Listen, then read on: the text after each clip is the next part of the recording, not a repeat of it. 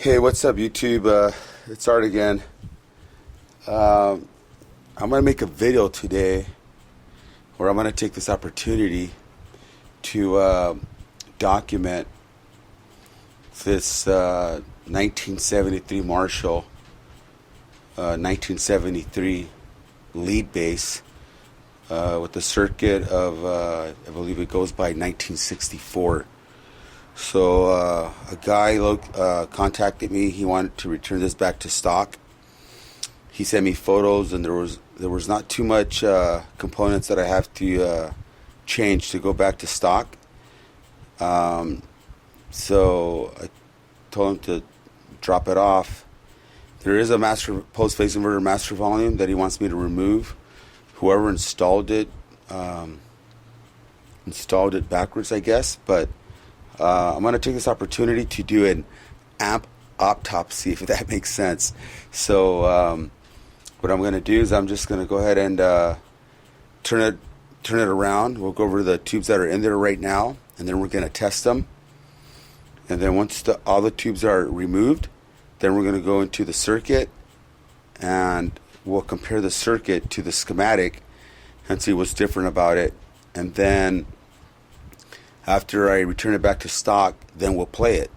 Okay, so the next clip will be the back of the amp, and we'll go over some of the tubes that are on there. Alright, stand by.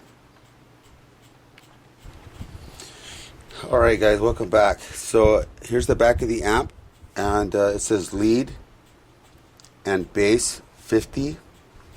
And it's made in England by the Marshall Corporation or production. And I can't see the serial number that well, but we'll get that when we pull the chassis out. So it looks like somebody changed the filter caps to JJs.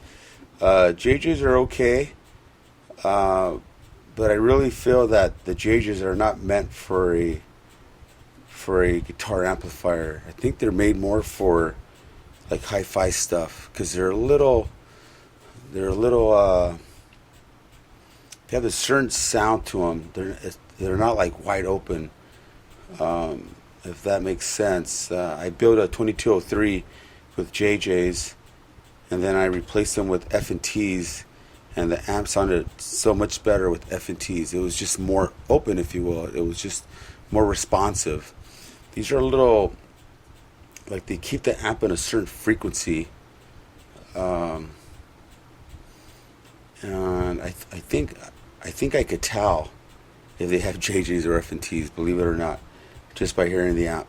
So we're going to go over the preamp tubes first. This customer is the customer who dropped this off, his name is Andy. Just by talking to him a little bit, it sounds like he's a dedicated 100% Marshall fan, if you will. And he likes to take care of his amps to the point where he buys old glass to put back into them. So these are, I believe he told me these were Mollard XF2s, and they look like they're brown base, which are my favorite. Let's take this preamp tube off and look at it real quick. Let's take a closer look. Okay, so this looks like it's I'll get close to the camera. This looks like it's a Philips type preamp tube. There's some writing on the top. I can't make it out right now, but it has there's two seams on the top, which tells me that they came from Europe. And there is some writing on here, but it's almost gone. And I'm looking for any writing on the bottom that tells me where the tube was made at and what year. And there's something on here. It's a little hard to tell, but looks pretty good. It looks brand new. It could also be a Siemens, by the way, because Siemens made them this way with two seams. Original Mollard preamp tubes on the top have three seams, where the glass, before they squeezed it together, has three pieces. This is just two. Okay, so we'll put this on the side. That came out of V1.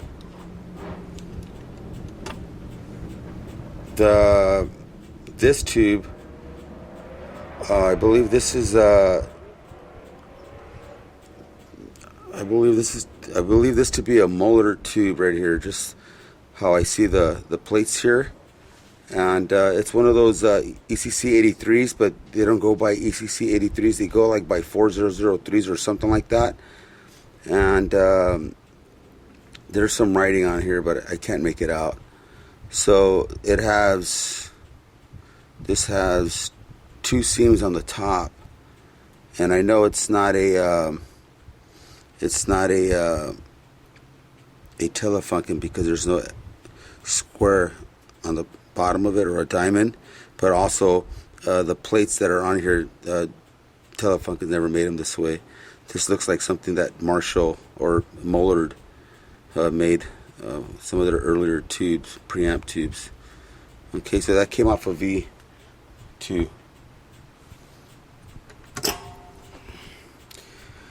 Alright, here we go. The standard Marshall symbols that they use, not Marshall, I'm sorry, Mollard tubes right here. This is a ECC3 made in England, a Mollard tube, EIC. It says Mollard on there. I believe this is a later sow they made, which I believe was in 86, excuse me, in the 70s. So it says Great Britain on the top. All right, we'll put that away. So we're gonna test them, okay? That will be the next video clip.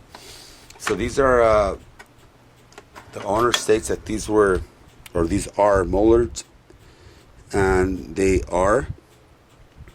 There's no seam on the top because real original Mollards did not have a seam on the top. They had a pinhole in the bottom, which this one does, if you could see that. Right? And normally it would say made in Great Britain here, and there should be a XF2 type lettering here in the bottom somewhere. So when I test these tubes, we'll have a closer look at them.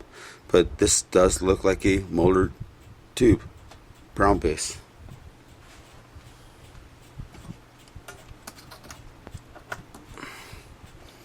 Here's a second Mollard tube. They look pretty good. This one looks a little bit more, the top, the getter chemical, it looks a little shorter, so sometimes they extend on the tube this way on the wall, and then I guess as you use them, the kind of ends up at the top only. So I'm not sure how old this tube is. That's why we're going to test them. But the base and the bottom doesn't look like it was exposed to heat, or if the tube was on, you could tell how the bottom part here, the base, starts to, like, you could see the heat exposure to it. So again, this has a pinhole in the bottom. There's no seam at the top, so this is an original Mollard XF2. Okay, so we went over the slightly back of the amp. Here's that the master volume that we're going to remove. I'm going to replace this section here, this hole here, with the original jack that it came with. Here's this vintage selector. There's only one fuse holder here, if you can see that, and the second fuse is inside the amp. We have your AC cable, and you have 2 more filter caps. So we'll remove it out of the box. We'll go over the top and look at the transformer numbers so we could document that, and then we'll check inside, okay? The next clip will be the top, and then we'll look inside, and then we'll go over the schematic. All right, thanks for hanging in there. Guys, I'm back. So now we're looking at the top of this Marshall lead bass 50 from 1973.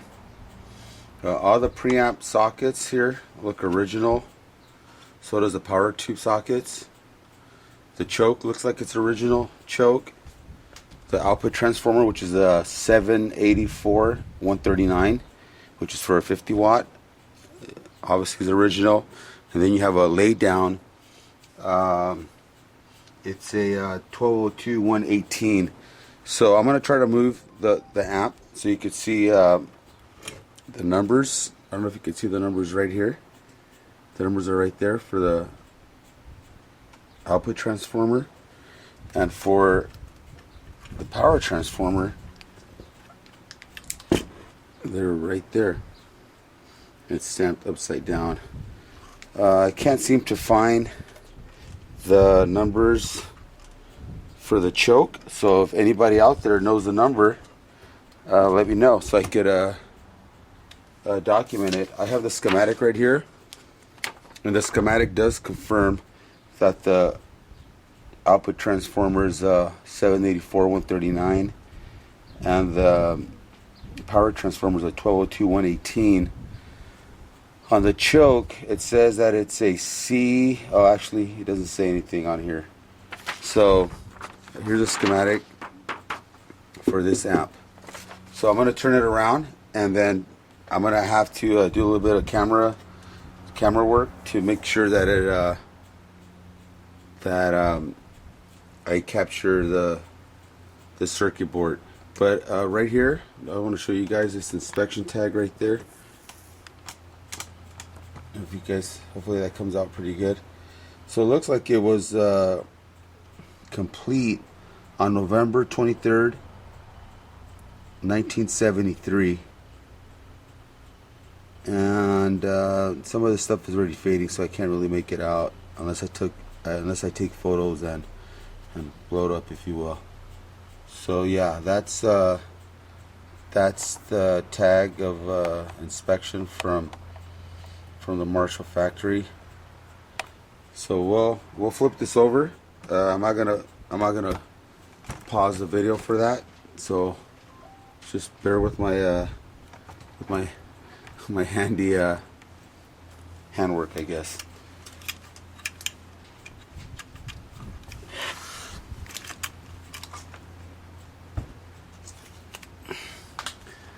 So I'm gonna fix the camera a little bit to come closer and to look and to see what we're looking at here. So if you guys could see this, that's great. Let's see, it's popping up. I apologize, there's a lot of movement around here. Alright, so I hope the camera could capture, but it looks like the circuit board was drilled correctly, but when they added the silk screen, instead of having this silk screen on this side, it's backwards. So this should be the power section side, and the silk screen here should be the preamp side. So they silk screened it backwards. So if you notice that, that's what happened. So for example, the bias trim pod is right here, as opposed it's right here on the silk screen, as opposed to being right here. So if they went like this to it, rotated it one time, then this Marshall logo should be right here. But the holes are correct, okay?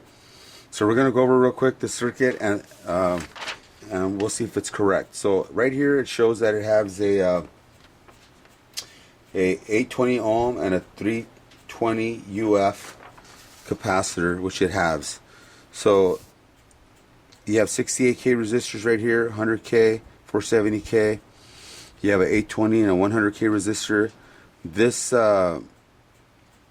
this bright cap right here, the dog bone, it shows that on the mixer resistors it should be a 470, and then this capacitor here, that's meant for the tone stack, it shows a 56K, which is correct, but I can't really tell, and this should be a 250. Right here on the schematic, it shows that it's a 500 picofarad. I've seen other pictures on the internet, and it shows it does show a bigger capacitor like this one right here. So as of right now, I don't have anything to confirm what value it is, and I can't find my magnifying glass. So I apologize. I'm going to try to measure it later on, but I would need my magnifier. It's here. Found it. Okay, so let's find out. And it's actually on the other side. So let me walk around, and we'll see if I could take a look and see what value it is.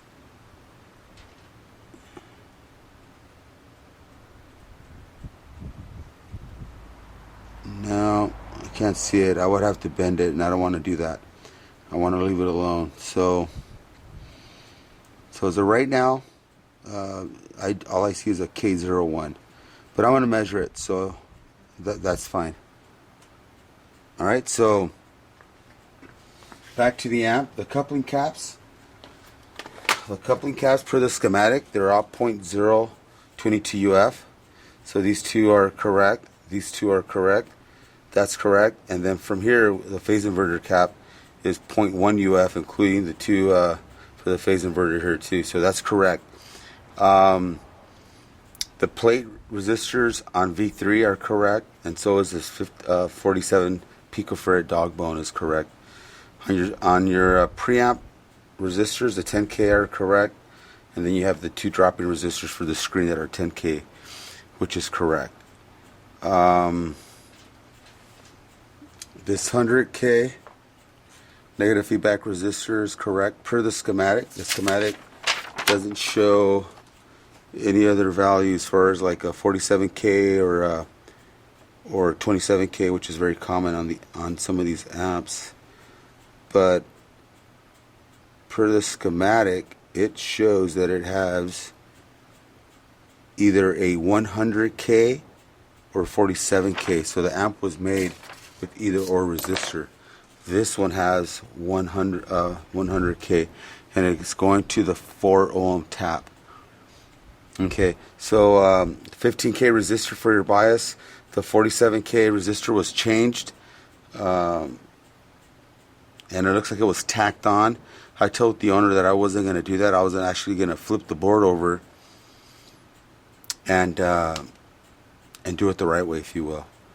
So the bias capacitors here, they should be 8 UF, 160 volt per the schematic, but commonly they would change them to a 10 UF, 160, which is fine. But at a closer look, actually I can't see what value they are because he didn't install them like to measure to read what percentage. This drop-in resistor for the bias, it looks like it's a 180K, a 180K resistor, and per the schematic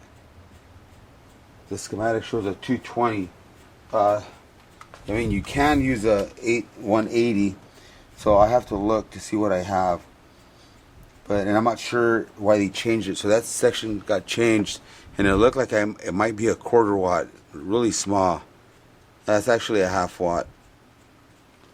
But per the schematic, it's showing that it should be a 220K.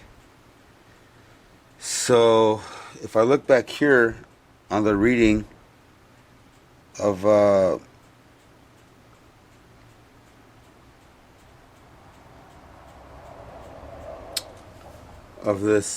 board of the silk screen, I think this board was also used for 100 watt amps, because I'm seeing a 27K, which is very common for a 100 watt amp. But down here, oops, excuse me, down here, I'm gonna kind of bring it up this way so I can look at it.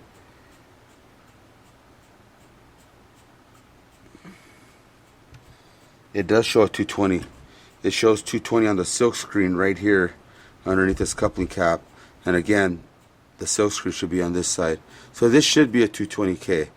These 220K bias resistors were removed to install this master volume, and this side here is wired incorrectly. The whole thing is wired incorrectly.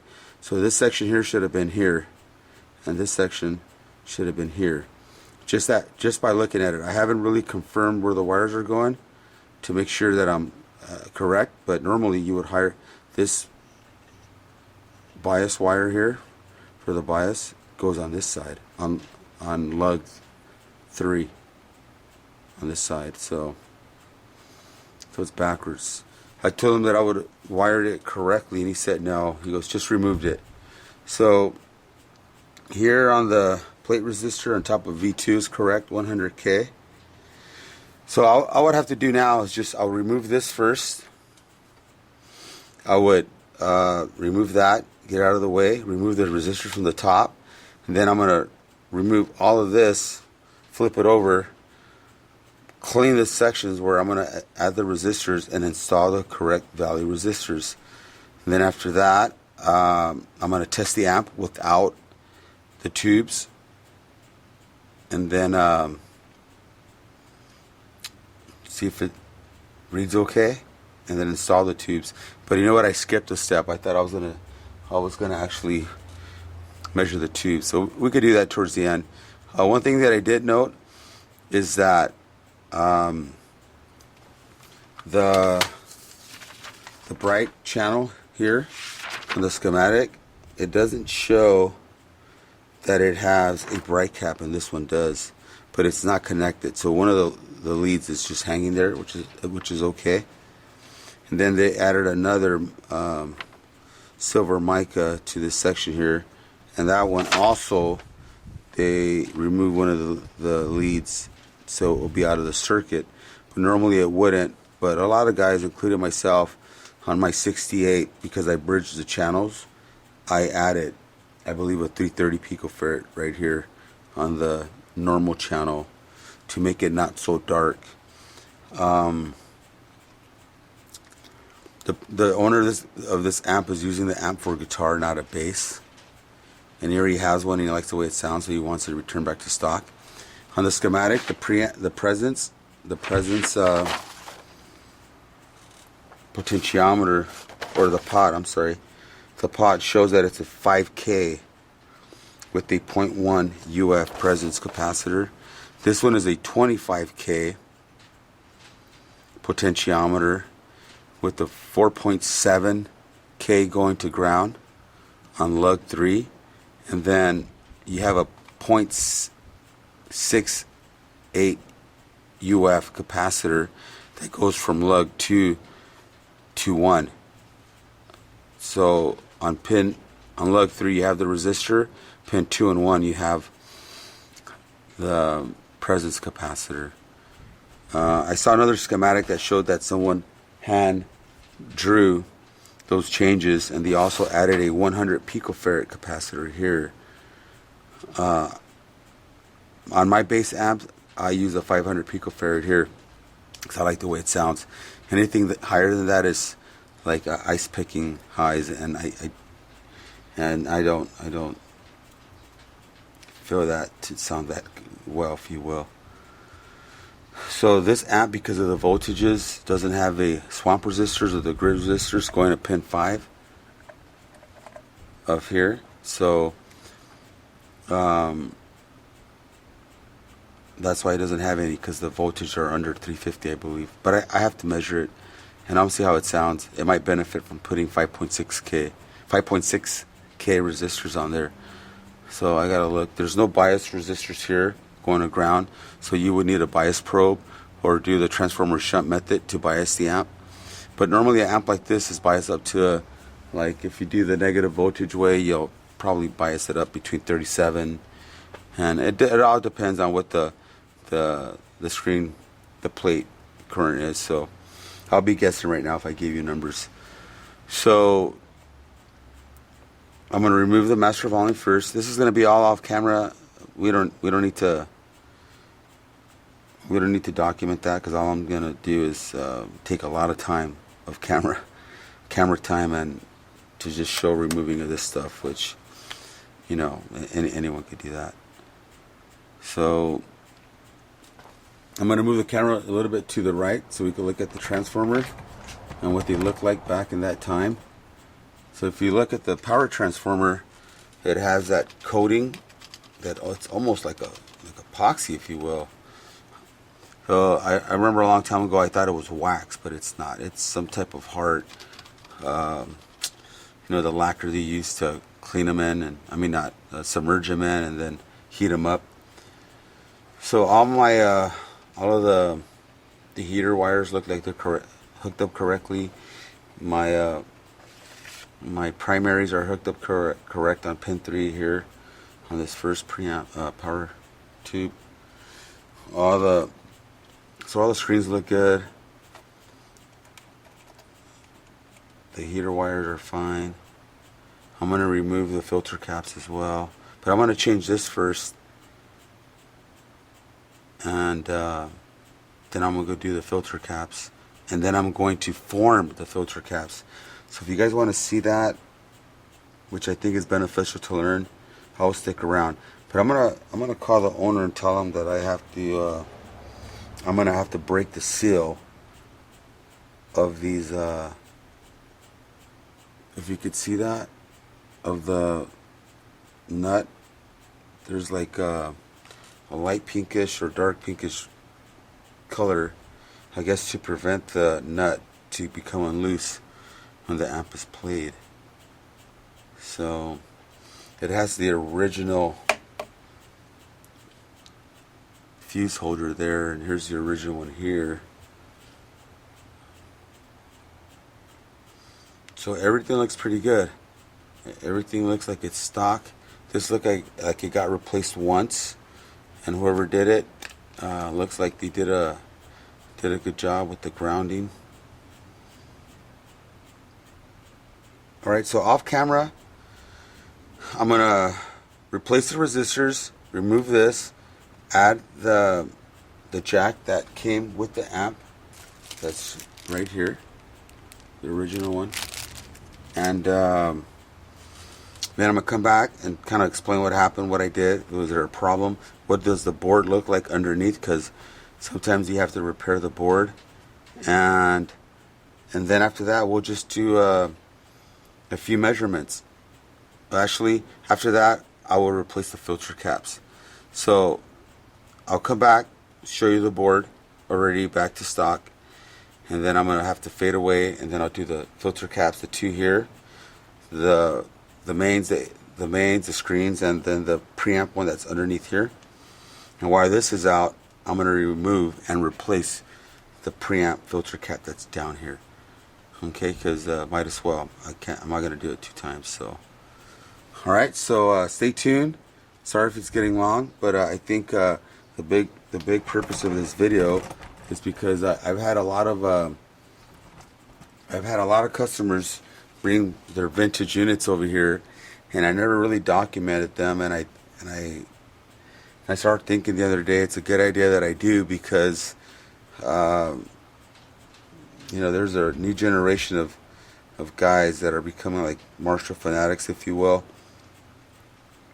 and they don't have good references other than the internet. But it's better if they hear it from someone and they kind of go over the circuit. That way they can learn as well. And there's a lot of amp builders too that are also like Marshall followers, or fanatics, enthusiasts. And this serves as a good reference for anyone to, if they want to build their amp or identify what they're looking at. I think this is the purpose of this video. So I'm gonna go ahead and go off camera and start working on the amp. All right, guys. Thanks for. Hey guys, I'm back. While the amp is forming the filter capacitors, I'm just gonna go ahead and jump and do this real quick. So these are the preamp tubes that came off of that amp, and I'm going to turn it on, and all 3 of them should flash, and I'm going to see if hopefully that I could capture it on the camera.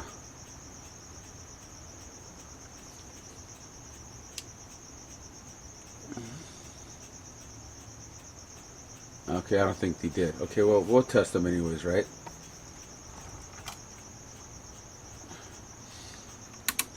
So right now, what we're doing is we're testing amplification and transconductance on the preamp tubes that came off of this 1964. So as of right now, we're checking this tube right here, and on the tester it says that it's 432. So that's how I put them on. So right now we're checking conductance. So anything over 1600 is considered new.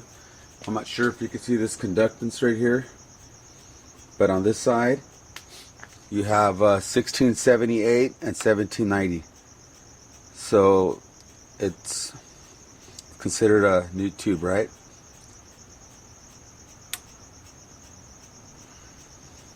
On the second tube, we have 1769, 1770 on this side, the A side, and on the B side is 1741. On the second tube here, which is number 2 on the tester, this one is 1869 on the A side, and on the B side is 1885. So this is the strongest tube. So I just finished checking transconductance. Let's check the gain. So we're starting off on tube number 2.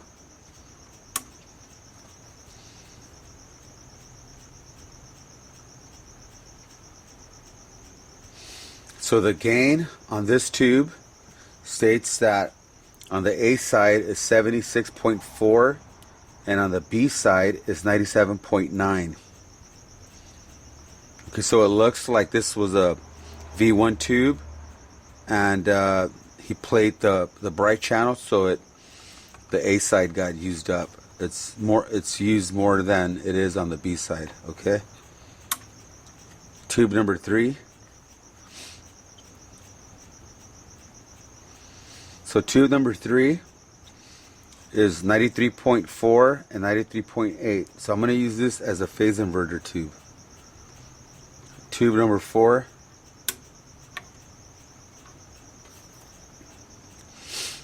So we have 98 on the A side and 89 on the B side. Okay, so what I'm going to do is I'm going to make this one V1 because the A side is 98, and normally they don't use the B side unless you jumper them, but it won't make that much of a difference. So I'll make this V1, V2, and V3. Okay. So right now, when I come back with the other tester, I'm going to test his power tubes, which are XF2s made in the motor factory, in the Blackburn factory. So yeah, so I check gain, transconductance, and noise. I would have to hook it up to these little prongs here that are out of the camera. Let me zoom out. To check for noise, I have to hook this up to like my PA. So I'm not going to do that. So I'm going to stop the video. It's going to fade out. It's going to fade back in when I get the power tubes here. Okay. Alright guys, I'm back. So here's my power tube tester. And these are XF2s. I have them in slot 1 and 2. I'm going to turn it on. When I turn it on, it's kind of the same thing as an amp. It starts heating up the heaters, starts warming them up, and once I feel they're warmed up, I'm going to go ahead and deliver 325 volts to the tubes, and then 400 volts to the tubes, and then I'm going to test them. So we'll see what happens. So in order for a tube to be considered new, the transconductance has to be over 5.0 per this section here for EL34s, and the current draw, or the IP, should be between 27 and 55. Okay, based on the chart. And if I was testing, and the negative bias is 36, right, on EL34s. If I was testing 6550s, it would be the same volts. The bias voltage would be 48, which is right here, right where I mess with the bias voltage. And then the IP should be between 20 and 55, and it should be over 3.2. So I am on the right bias voltage of minus 36 right now.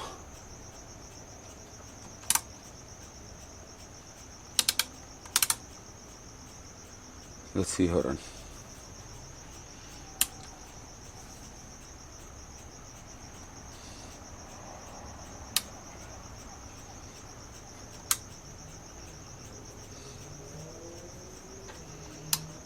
Okay, give me 1 second. I think I had it on already.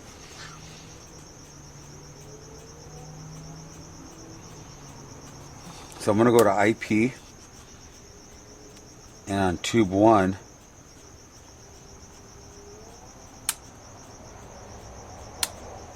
On tube 1 I am getting no IP on tube 1, and on tube 2 I'm getting 9.3. So I'm going to go to, this one is actually, hold on, I'm going to go to this one real quick.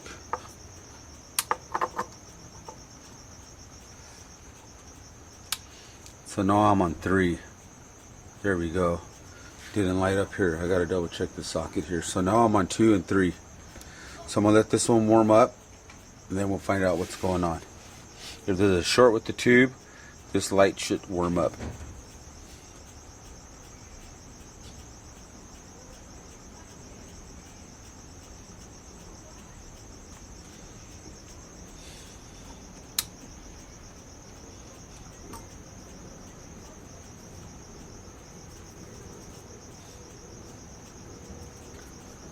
Alright, so now I'm going to go to 325, and on this second tube I'm getting 8.9 right now at 325 volts, and on this tube number 3 I am getting 7.4. Alright, but these volts don't matter because the current's too low to really test them correctly.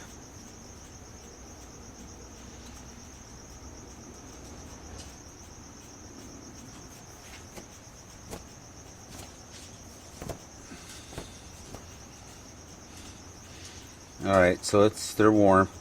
I'm gonna go to 400, and I'm still on this tube right here, and the eyepiece 27, so it just made the mark for an EL34. So doesn't mean it's bad. It just means that the eyepiece, the draw is low, 27.8. Tube number 2, which is that one, 32, 31. So what I'm going to do is I'm going to continue to let it warm up to test these. My transconductance is 5.2 on this tube, and on tube number 3 is 4.90. So as the tube warms up even more, I'll get a better reading.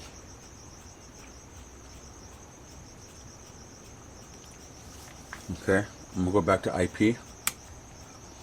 So 27.8 on this one, 32. So they're not matched, but they're not that much off, so it's okay.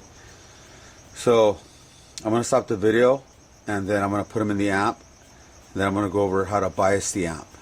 Okay, but before I do that, I'm going to go over what I did and how I formed the filter caps, and then I'm gonna bias the tubes, and I'm gonna show you how I do it. Okay, so I'm going to go ahead and go back on, bring the volts down. Right, I'm going to turn them off. I'm going to disconnect it, and I should be coming back with the amp in front of you and go over what I did and how to bias it. Okay, so right, thanks, I'm back, and here's the amp like I promised. The filter capacitors that I changed on this amp are, the resistors I mean that I changed are, I'm going to go ahead and show you right here. So I replaced this resistor here for a vintage style type resistor, which is 47K, and then I replaced this one from 180 to 220K. And then I added the 220K resistors here for the bias, and I rehooked these wires up to pin 5 without a swamp resistor. If you remember, there was a master volume here. I put the jack back, I wired it back again. I added this new bus wire here, and I put the red paint that Marshall did. There's nothing else that I did to the amp other than that. I replaced the preamp filter cap that's right underneath the board, and then I replaced the screen and the main filter caps that are right here. Alright, so to form the filter caps, what I did is I removed this wire right here, and I added a 100K resistor to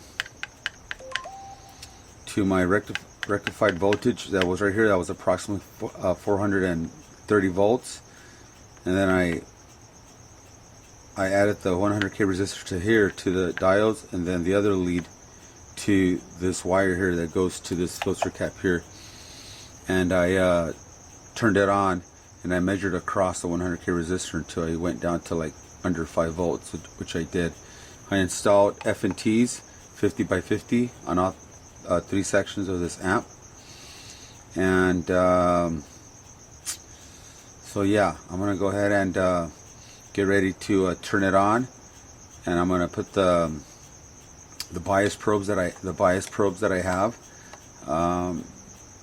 so I could bias the amp. So we'll go over that, and alright guys, so I'm back. So I have my probes to bias the amp on. I have my multimeter, which is right over here. Okay, so I'm not going to show you the amp. What I am going to show you is the multimeter. So let's concentrate on that. If I could get a good, let's see, it's going to fall inside.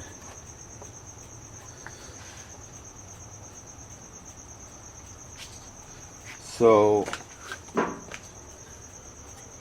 the way most people bias their amp is they bias it at 70%. That depends on the plate voltage. So let's go over that right now, and I'm gonna just do like a whole like hands-on deal with that. Okay. So right now the amp is off, and it's gonna measure IP. And then we'll go over the voltage. Okay, so let's see what the bias where it's at right now. So right now the tubes are being biased at 34, 33 on tube number 1, and then tube number 2 is 28. So what I have to work with is tube number 1, which is the highest tube, right? So that's 32.9, and my plate voltage is my primaries are 420 volts. So if I get 420 volts,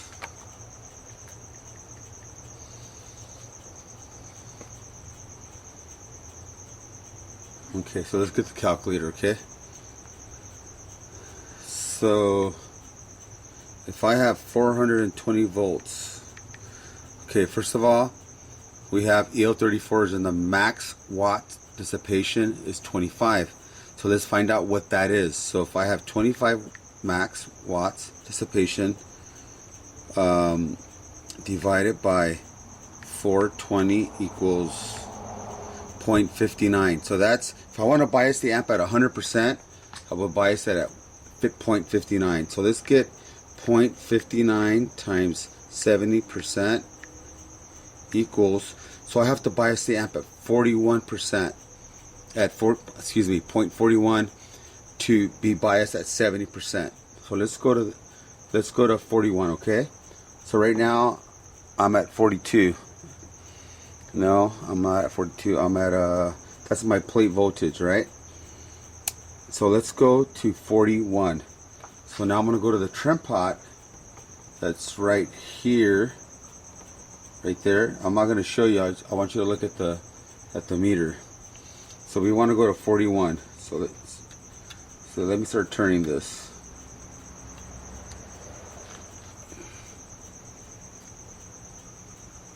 To get 41.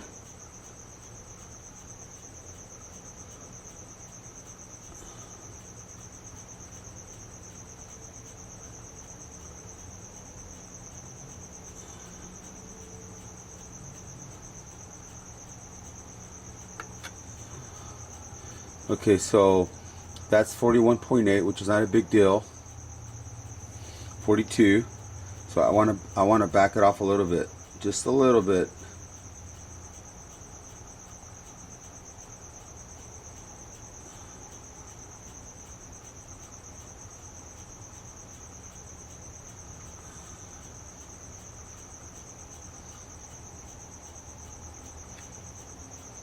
So that's 41.1 right now, right? On the hottest tube. So if I check the other tube, it's 35. And let's check my plate voltage now. It's 418. So 418. So let's do the math again, see how much more I have to adjust it. So we set 25 divided by 417 equals 53.53 times 70% is 37. So now I got to back it down to 37. So let me go back to my hottest tube, and it's 41, so I got to go to 37.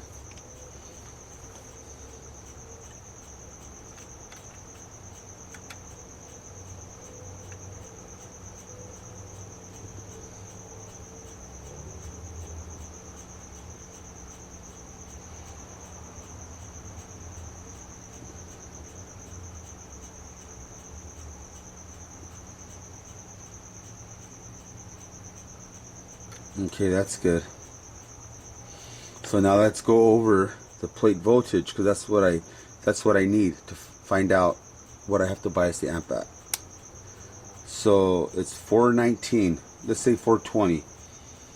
So let's go back to here. So 25, which is the max watts dissipation, divided by 420 equals 59. 0.59 times 70% equals 41. So I got to go back to 41. So let's see what I probably did something wrong here. Let's see. Okay, so we're gonna go to 41 real quick, guys, and then I probably put in the wrong decimal point there somewhere.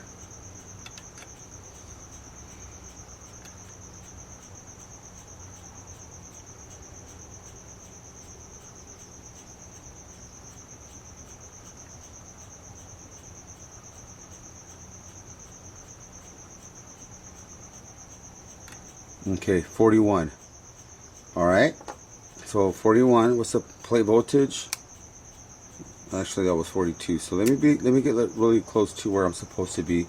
That way we could do a better bias of this thing here. All right. So that's really close. So 41.4. What's the plate voltage? 418. So 25 divided by 418 equals 0.59.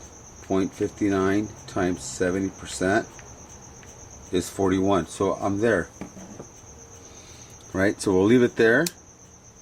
41. So that's the hottest tube. What's the colder tube? Okay. 35. That's not that much off, guys. It might seem like it is, but it's not. So while the amp is there and it's hooked up to a speaker, you always have to have it hooked up to a speaker when your power tubes are on.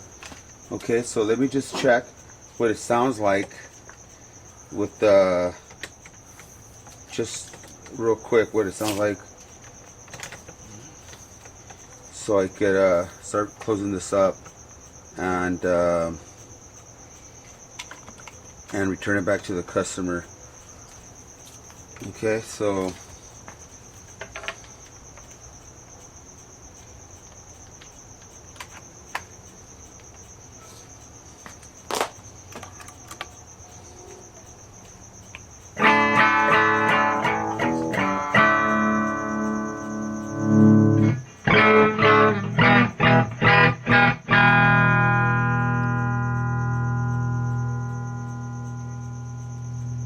everything's at 12, right?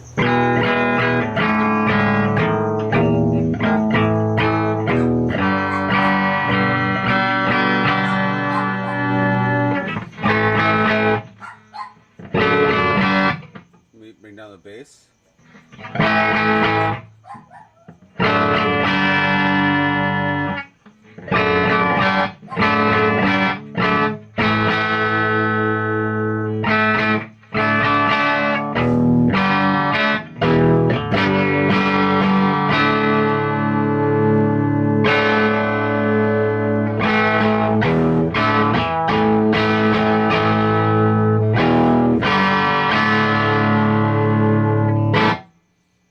see if the channels are interchangeable. So right now, on the normal channel, it is on 0. So I'm gonna. You could hear it. You could hear it here. I'm not sure if the camera's picking it up. I don't have a pick. I'm using my fingernail right now. So.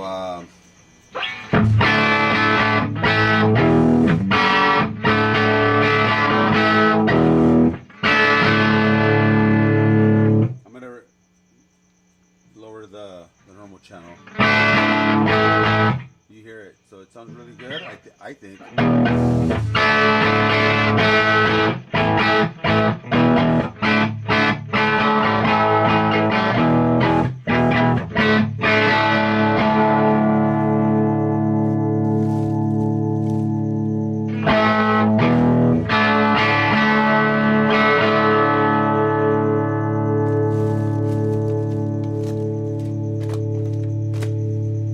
Trying to find a pick, guys. Sorry. And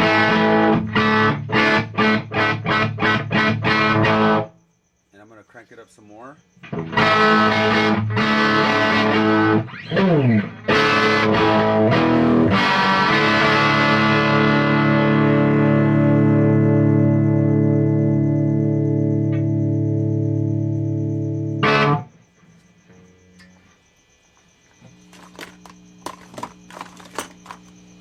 Yep, no pick.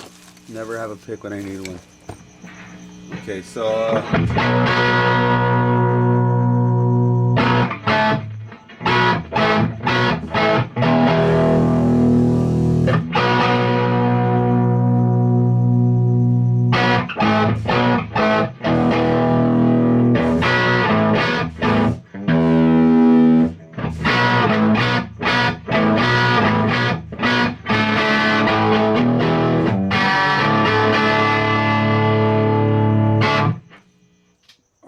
I think it passed.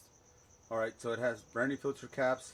It's restored back to what it should look like when you look underneath the, when you look in the cab underneath the chassis.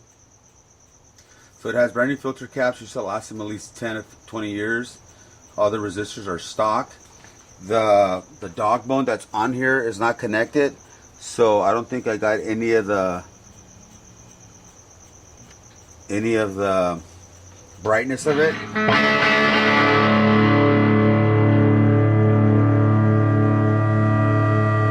Or maybe I did.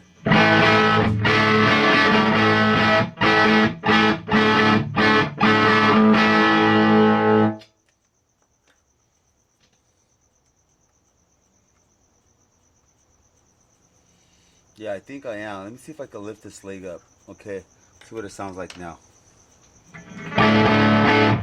Yeah, so you can hear how darker it gets when you push that leg back down. This is how the customer wants it. So let me see if I could have it touch that lug on that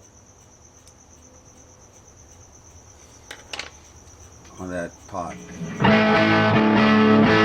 No, it's not. So I would have to shut the amp off so I can put my hands in there, because you don't want to put your hands in there when the thing is live. Alright, I think I'm touching right now.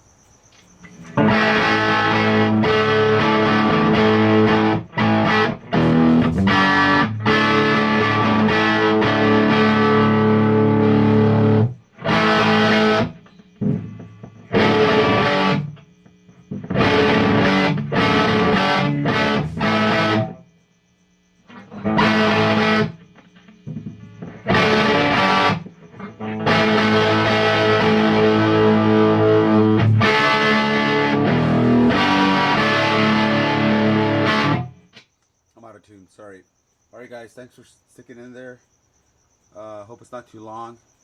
And again, this is a 1973. It's a JMP. It's a lead bass type amp. It has stock transformers, and you saw the circuit board where Marshall screwed up, but didn't want to obviously put the correct one on there so they could save money. But yeah, so pretty much it's a stock amp. Alright, thanks for hanging in there.